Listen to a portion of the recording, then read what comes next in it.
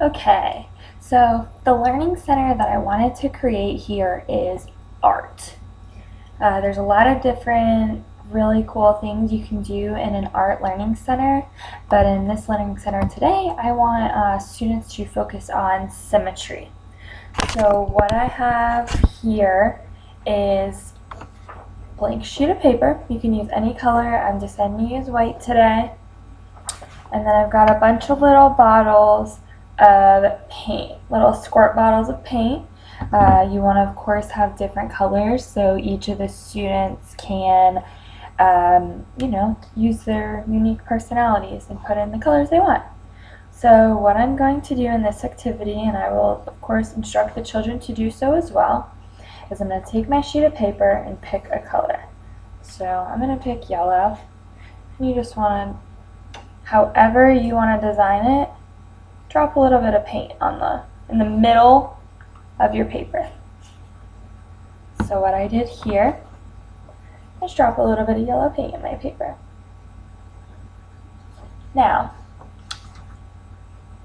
I'm going to pick another color, which would be blue.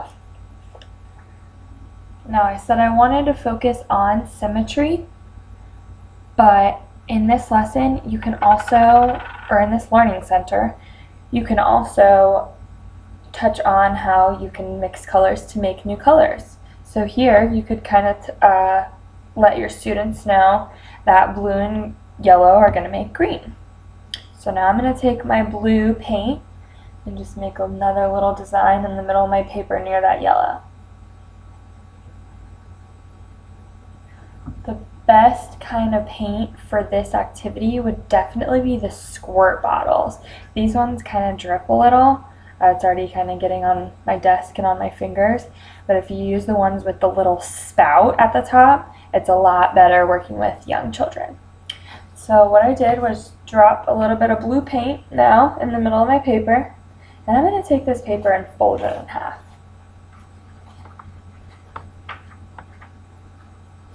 This is a really easy activity for young kids to do, and they get to see hands-on exactly what symmetry is. So I folded my paper in half with all the paint in the middle. Now, of course, you want to explain to children that symmetry is basically an object that is exactly the same on each side, no matter what way you look at it. Alright, so when we open the paper here, we have a nice shape, which of course the children can interpret themselves. That can be another activity in itself, is have them name off a couple of things that their shape turned out to be, could be. So here is mine. And I think this is a really good idea for, just art in general. The children get to learn, like I said, what symmetry is. They can learn about mixing colors, what makes new colors, and that sort of thing. Now, as for accommodation-wise, I thought of two different activities that children with special needs could do.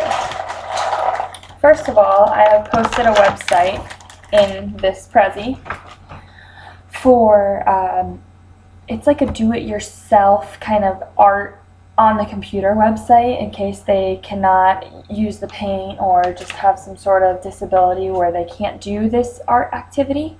But they get on the computer and they can create circles, lines, all kind of things, and the computer generates an exact mirror image of what they've created. So that kind of shows them symmetry. I like that idea. And also I found one more activity that children can do is these little worksheets, and I have a bunch of little plastic shapes that the children are going to use to, create replicas of whatever is on these little shapes. I have this little bird. I've got a scarecrow where they can take these shapes and match them up where they belong.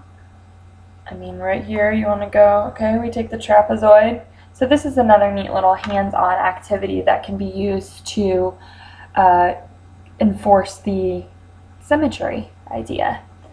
So that's how I think my learning center would be creative if I wanted to talk about symmetry. It's basically art, and then of course with the accommodations, they're using either the blocks or the computer. Thank you for taking the time to watch my video. I hope you like it.